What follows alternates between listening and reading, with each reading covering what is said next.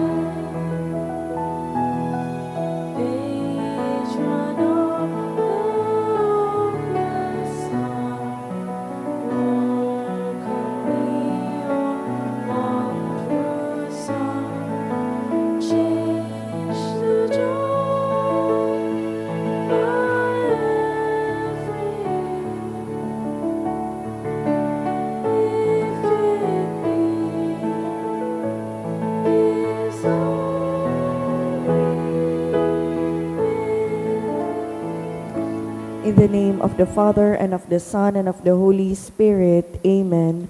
The Lord is the strength of his people, the saving refuge of his anointed. Save your people, O Lord, and bless your inheritance. Hear, O Lord, the sound of my call. Be my helper, do not forsake me, O God, my Savior. Who made heaven and earth? O Heavenly Father, we beg you through our Lord Jesus Christ, whom you have made the sacrifice that takes away our sins, to receive our prayers and offerings, and through him to give us the grace to be reconciled to you and to one another. Then, being at peace with you and each other, we may be able to offer sacrifices of praise with the holy apostle Saint Jude Thaddeus before your altar in heaven above. This we ask of you, who are blessed forever. Amen. Please kneel. Most holy apostle Saint Jude Thaddeus, faithful servant and friend of Jesus, the name of the traitor who delivered your beloved Master into the hands of his enemies, has caused you to be forgotten by many, but the Church honors and invokes you universally as the patron of hopeless cases and of things despaired of. Make use, I implore you, of that particular privilege accorded to you, to bring visible and speedy help where help is almost despaired of. Come to my assistance in this great need, that I may receive the consolation and succor of heaven in all my necessities, tribulations, and sufferings, and that I may bless God and all the saints throughout eternity. I promise you, O blessed Jude, to be ever mindful of this great favor, and I will never cease to honor you as my special and powerful patron, and to do all in my power to encourage devotion to you and love for Jesus Christ our Lord. Amen. O glorious Saint Jude, so dear to Jesus, who gave you the power to do miracles for the benefit of mankind, offer my prayers to the giver of all good, and if it be his will, help me to obtain from his kindness and mercy what I am asking through your powerful intercession.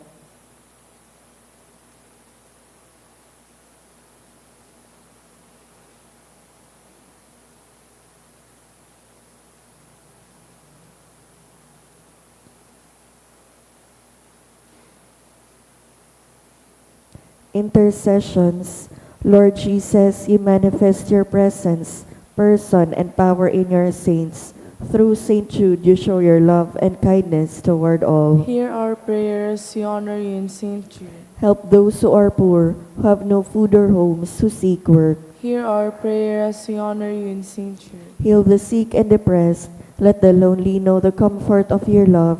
Assist all in need of your mercy. Hear our prayers, we honor you in Saint Jude. Show your continuing love to our friends and benefactors, and to those who join with us in these prayers. Hear our prayers, we honor you in Saint Jude. Console and comfort the sinner and the forgotten, those dying at this moment, and grant eternal rest to our beloved dead. Hear our prayers, we honor you in Saint Jude.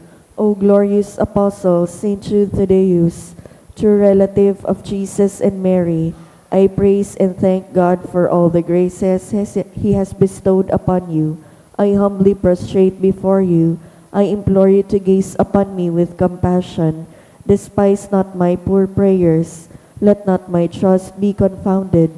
To you God has given the privilege of aiding mankind in the most desperate cases. Come to my aid that I may praise the mercies of God. All my life I will be your grateful devotee until I can thank you in heaven. Amen. Saint Jude, comforter of the sorrowing and refuge of sinners. With confidence we invoke you. Saint Jude, special patron in hopeless cases. Aid us in our distress. Saint Jude, friend of our Savior. Show us the face of Jesus and we shall be saved. Saint Jude, pray for us. And for all who invoke your aid. Oratio Imperata. Amang makakamhan, iniitaas mi ang samong mga puso sa pagpapasalamat, huli kan mga ngangalasan kan sa imong linalang, huli kan sa imong pangataman sa pagtao mo kan sa mong mga pangangaipo digdi sa daga, asin huli kan sa imong kadunongan na nagaantabay kan lakaw kan bilog na kinaban, inaako mi na nagkasala kami sa imo asin sa kapalibutan, di kami naging marhay na paraataman kan sa imong linalang, di imi nasabotan asin nautob, an sa imong kabutan na atamanon an kinaban, an kapalibutan nagsasakit, ulikan sa mong mga salanggibo, asin ngonya namamatean mina, an padusang balikan sa mong pag-abuso asin kapabayaan, padagos an labilabing pag-init kan kinaban, uli kaini naglalawig ang tig-initan, nagdadakol asin nagkukusog ang mga bagyo, uran, baha, pagtugakan bulkan asin iba pang mga natural na kalamidad, di kaming mabibirikan kundi ika mamomoto na ama, sa imo kami minahagad, nin kapatawaran kan samong mga kasailan, ilikay mo kami, an samong mga namomotan asin mga pagrugaring, sa peligro nin mga kalamidad, natural man o kagibuhanin tawo, antabayan mo kaming magtalubo, na maging mga responsableng paraataman kan sa imong linalang, asin mga matinabang na parasurog kan kapwang nangangaipo, huli ki Kristo sa mong kagurangnan. Amen.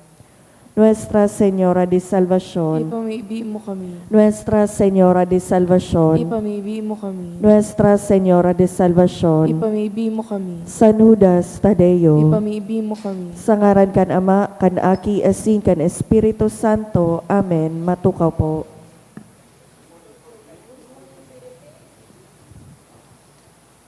Sa liwat, Diyos maray na aga po mga tugang, isabay po niya to ang nagkapirang intensyones sa satong Santa Misa. Pasasalamat, dulot din sarong anonymous, Mr. and Mrs. Marlon Obis and family, for the gift of life, dulot ni Elsa Salting Joso. Pasasalamat man, dulot ni Martin Anaya and Olivia Marie Caime. Pasasalamat, dulot ni Mr. and Mrs. Betty Abinal, for civil engineer, dulot ni Sheila V. Ellen. Thanksgiving Mass and Happy Birthday offered by Soledad Perez. Thanksgiving Mass, dulot ni Jinky Mijares and children. Pasasalamat man, dulot ni Mirna L. Loveres. Special na kagadan for good spiritual, physical health and safety of my family. Dulot ni Rosie B. Asopardo Cantara and family. Special na kagadan, dulot ni Evelyn Jefferson Ryan Lee, for successful medical test and treatment of Marifina Bernabe, dulot ni Attorney Jesus Roberto Bernabe and family.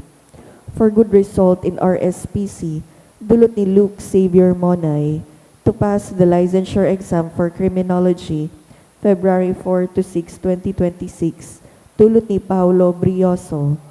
For successful eye surgery, dulot kan Orsabia family. For a successful visa application, dulot ni Joy. For good health of Francia Haliasgo. Para sa kapaingaluan kan mga minasunod na kalag, Froilan, dulot ni Rosie B. Esopardo Cantara and family. Eduardo, dulot kan Mendoza family. Tirso, dulot ni Dr. Jean A. Mirandilla and family. Candida, Isidro, dulot ni Irenea Garing and family. Jose Maria Thomas, dulot ni G. Reyes and family. Kalinika, dulot ni Rafaela Palles. Lucio, Dolores, Rafael, Rosario, dulot ni Mr. and Mrs. Betty Abinal. John Martin, dulot kan Octavo family. Maria and Vicente Sr., dulot ni Edna Fe P. Domingiano.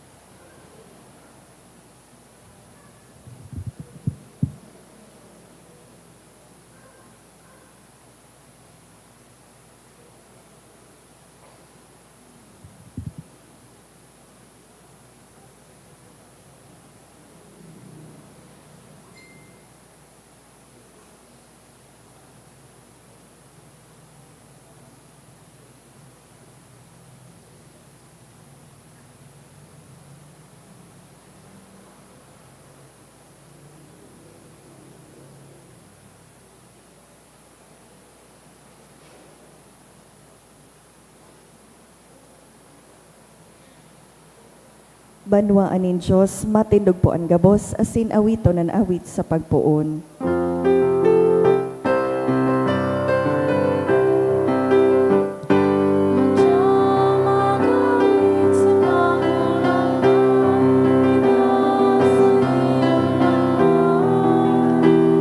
Hinapon kaning banan, tinipon kaning sarong,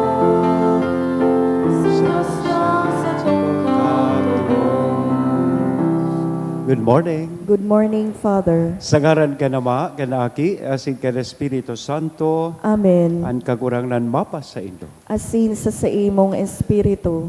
Espesyal ang aldaw na ini para sa sato, digdi sa parokya, dahil idinudulot niya to ini sa pagtaong onra sa satuyang mahal na patron Huwebes, aldaw, para kisan Judas Tadeo. Magdulok po kita sa iyang tabang, asin intersesyon para sa satuyang mga pangangaipo. Siring man mag-umaw, asin magpasalamat sa mahal na Diyos sa mga biyaya na inako niya to dahil sa pamibi, asin tabang ni San Judas Tadeo. Isabay taman sa satuya pong mga pamibi, ngunya na aldaw, an satuya pong namumutan na obispo, nagseselebrar kan sa iyang kumpleanyo. So, ipamibi man niya to siya, napadagos tawanin kusog, asin marahay na salud, tanganing padagos niyang mapangataman, an satuya pong lokal na simbahan, an Diocese ni Legazpi. Ngunyan bidbidon na po ang satuyang mga pagkukulang, ihagad nintawad sa mahal na Diyos, tanganing magkanigo po kitang magselebrar kaining mga banal na misteryo. Udok sa buot, sa rabay tabi kitang magsabi, nagkukumpisal ako sa Diyos na makakamhan, asin sa Indo mga tugang, nagkasala ako nin makuri, sa isip, sa tataramon, sa gibo, asin sa kapabayaan. Sala ko, makuring sala ko, kaya nangangadji ako kay Santa Maria, danay na Virhen, sa gabos na Angeles asin Santos, asin sa Indo mga tugang, na ako'y pamibi sa kagurangnan tan Diyos. Maherak malugod sa to ang Diyos na makakamhan, pakapatawadaan sa tong mga kasalan, na sindarhon kita sa buhay na daing kasagkora. Amen.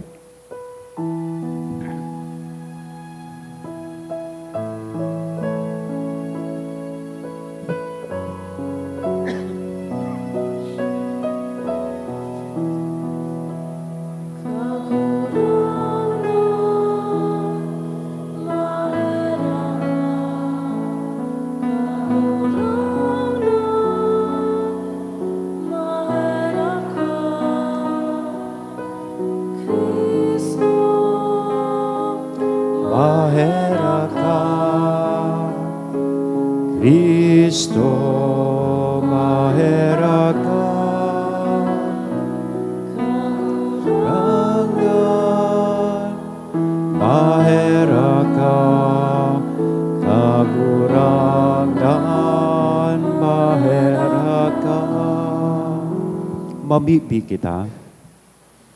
Diyos na samuyang Ama, ipinahayag mo ang sa imong pagka-Diyos sa paagi kad paghulit din sa imong apostol na si San Judas Tadeo. Itugot mo na ang sa iyang mga pamibi nanay na magpatalubo sa imong simbahan asin dakul paan magtubod sa imo. Inihinahagad ni huli kay sa ngaran ni Jesucristong kagurangnan niya mo sa imong aki na nabubuhay asin nagahade kay iba mo asin kan Espiritu Santo, Diyos sa gabos, nakapanahonan kan mga panahon. Amen. Liturya kan tataramon.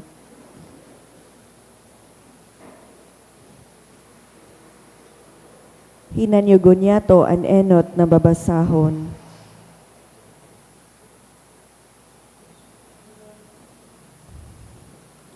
Ginuno sa ikaduwang libro ni Samuel. Pakahali ni Nathan, si Hading David, naglaog asin tuminukaw sa atubang nin kagurangnan.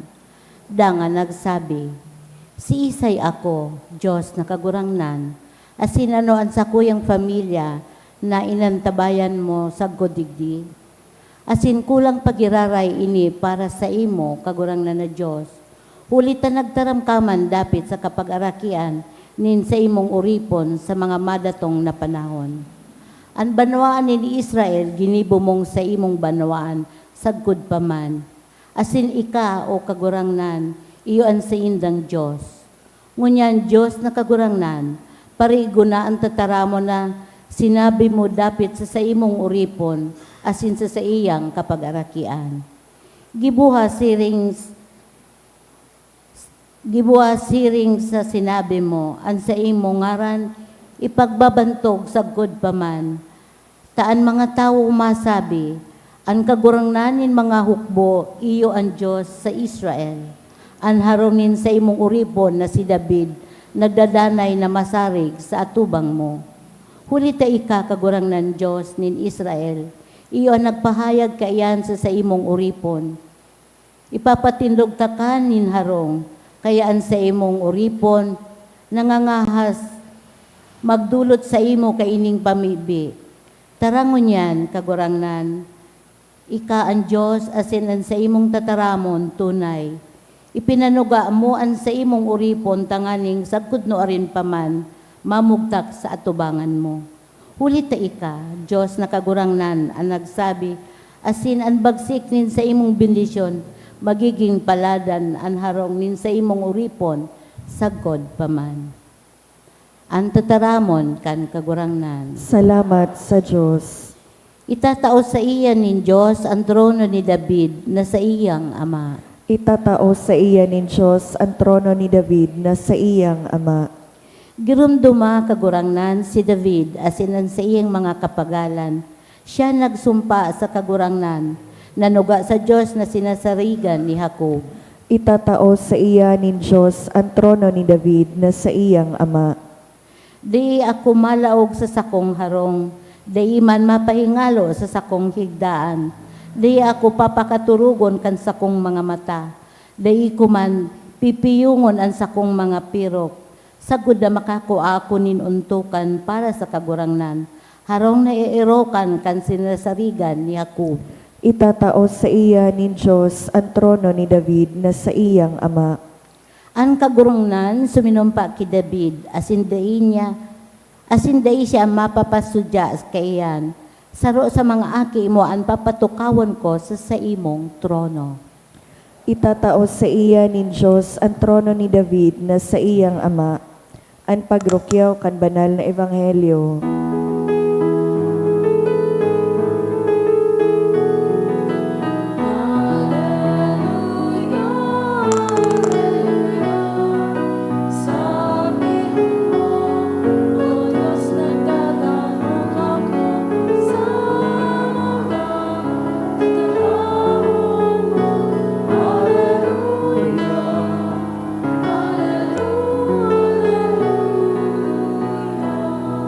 Ang kagurangan mapas sa Indo. Asin sa imong Pagrukyaw kan espiritu. banal na ebanghelyo na sinurat ni San Marcos. Kamurawayan sa imo kagurangnan. Sinabi man ni Jesus sa katawuhan, ano? An ilawan, dinadara, tanganing lukdoanin balde, o taguon sa irarom kan higdaan? Pako daw na ibinubugtak sa ibabaw kan kandilero. Hulitaan na tatago ipapahiling. An nahihilom ipapahayag. Anikwanin talinga sa paghinanyog maghinanyog. Sinagsabi pa sa inda, pakatandaan nindo an sa indong nadangog, hulitaan sukol na isinusukol nindo sa iba, iyuman sana an isusukol sa indo, asin labi pa. Anigwa, tatawan pa. Alagad ang dae, sagkod kanyaon sa iya, hahalion pa sa iya. Mga tugang kong namumutan, an marhay na bareta kan sa tong kagurangnan. Pag-omaw sa imo, Kristo. Good morning! Yan. Pakigreet man po kan sa tuya kataid na good morning. Yan.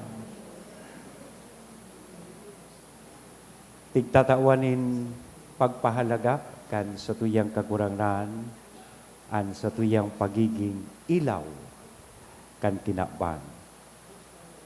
Baluado Carlo na haralion ining ilaw sa altar, tanganing mahiling takon. Anong itsura kay ni kung daing ilaw? Yeah. See? No matter how expensive ining sa tuyang ilaw po sa altar, ta ini ang inaapod niya tong smart lights.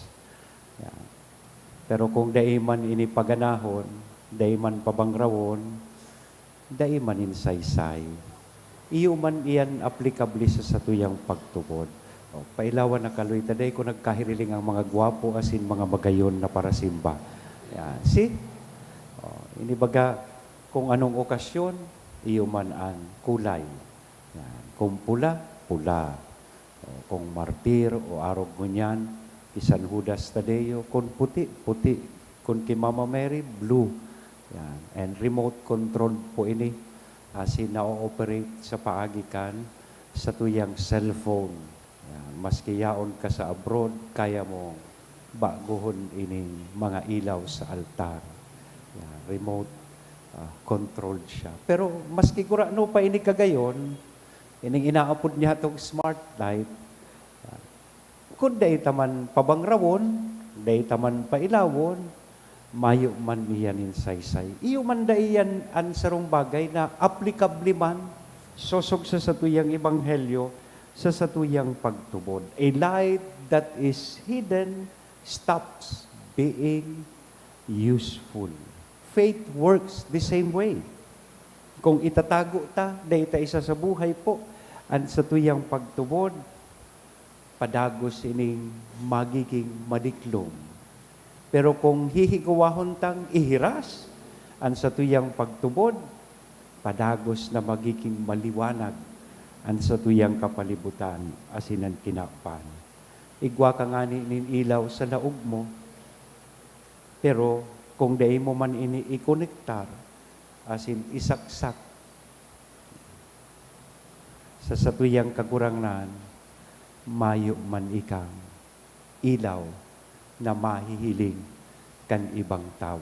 Ihinian saro kan mga problema ngunyan kan pagruluwas po kay ning mga electric vehicles. Yan. Igwa ka nga ning electric vehicles kung mapamanila ka. Yan.